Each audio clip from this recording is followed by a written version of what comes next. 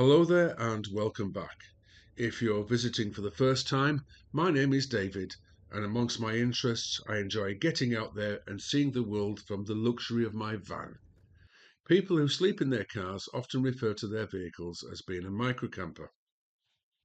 But our vehicle is the family car, and like many other people, it is also used as a work van.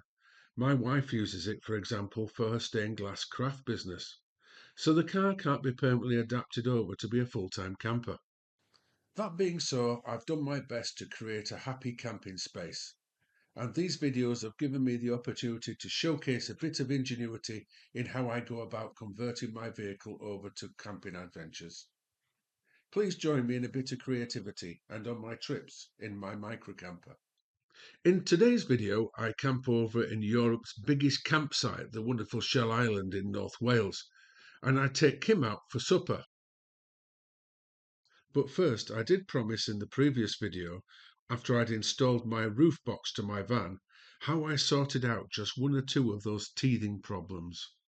The problem with the height of the top box, number one, is the fact you've got to struggle to get things in and out. And even standing on the side of the van makes it a little bit awkward. So I sent off for one of these, and it didn't come in time for the last video, but here it is.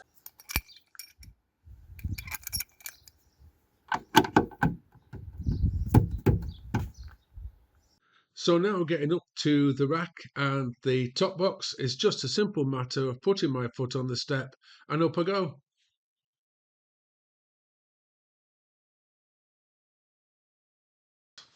The next problem I encountered was getting under those annoying car park barriers, or at least being warned that I couldn't.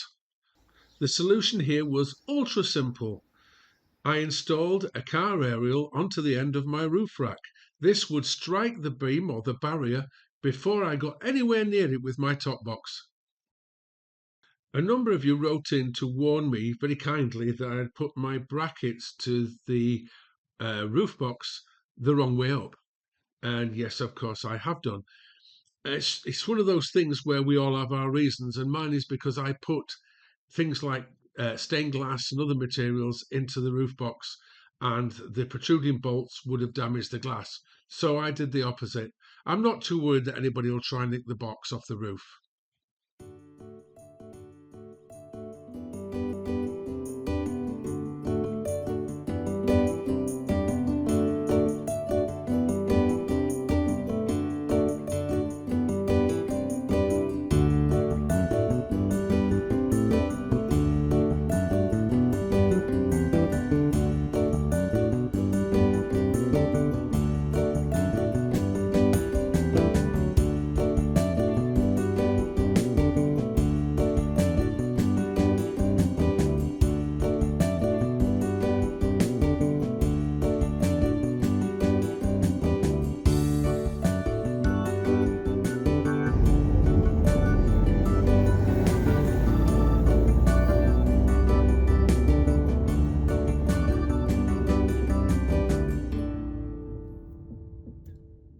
I had booked my visit through the Shell Island website, and I got a very warm welcome from the friendly reception staff. The young lady at the counter gave me a map with the advice to have a drive round before choosing a spot to camp. And blimey, with a place this big, you need that map.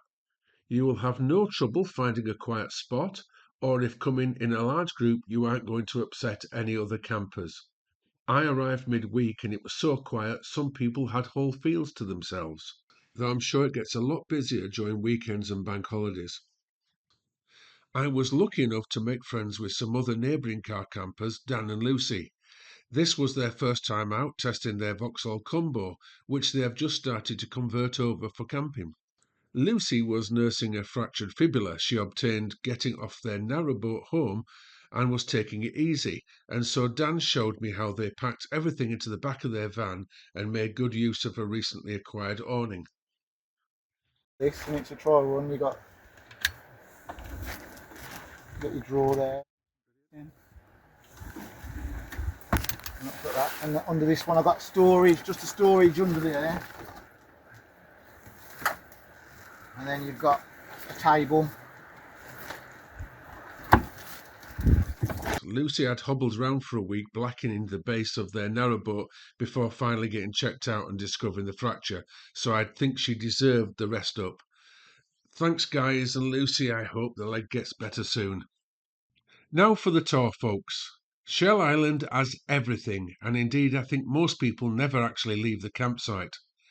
It has a well-equipped camping shop, a supermarket that stocks everything you'd expect from your local store, a wonderful gift shop that sells great ice cream, a laundrette, an amusement arcade, a tavern, a snack bar and games room where I can heartily recommend the Hunter's Chicken Burger with chips.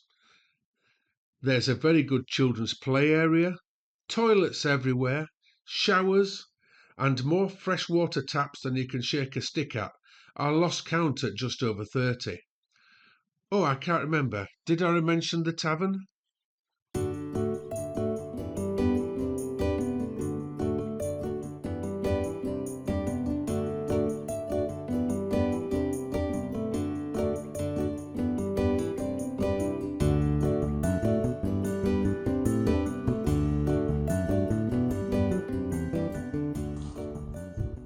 So what are my thoughts on Shell Island? Well, there's no more beautiful spot in the whole of Europe, I think. Okay, it's Europe's biggest campsite, and there are probably hundreds, if not thousands of people on this weekend because it's going to be a bank holiday. But nobody's crowded. There's space for everybody to spread out. You can find yourself a spot where you won't have anybody near you. It's wonderful.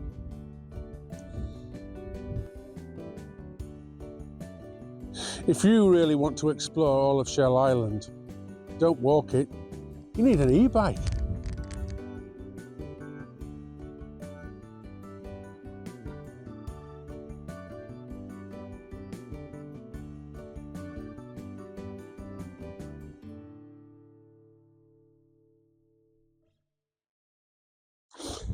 There's no actual reason to leave Shell Island if you don't want to.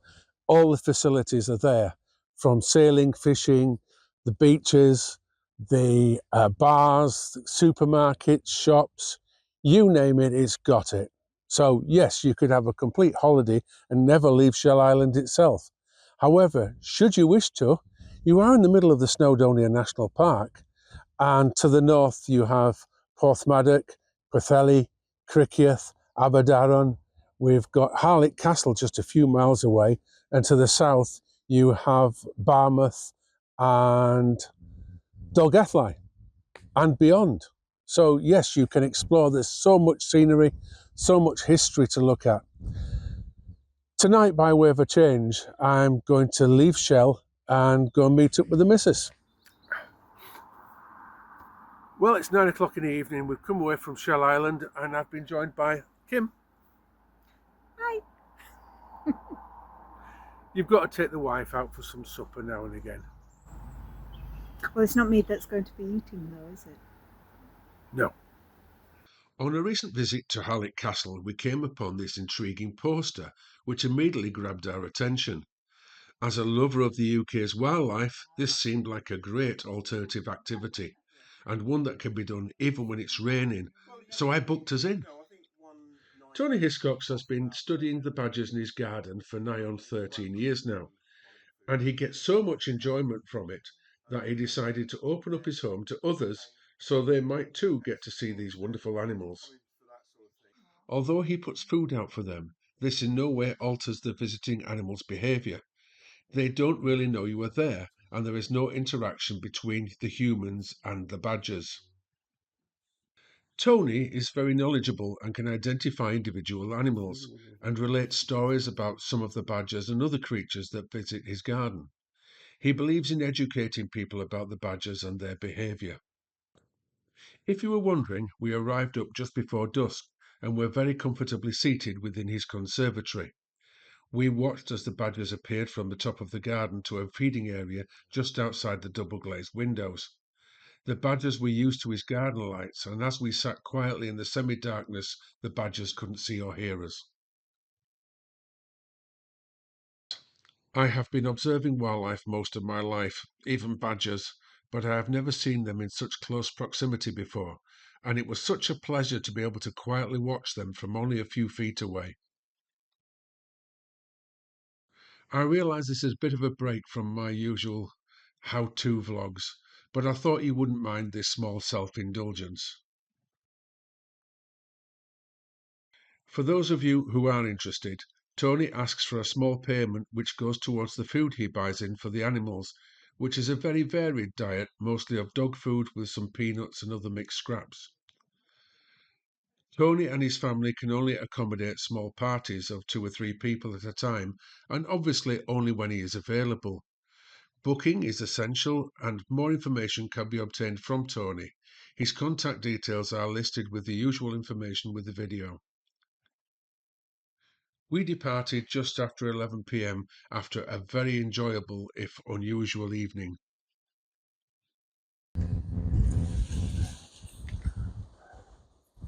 Look at this weather. You only have to say the word bank holiday and it all packs in. So a couple of days after the footage you've seen me take down at Shell Island, and this is what we've got. It's horrendous, but it happens every time. It happened in the last bank holiday and it's going to happen at this one. Anyhow, we've come to the end of this week's vlog. Thank you all so very much for watching. Please, if you haven't already, would you mind subscribing to the channel? It doesn't cost you anything, and all it means is that you'll get some indication about when the next one's out. I'm having trouble holding this selfie stick. So thank you very much for watching, and see you again soon. Bye for now.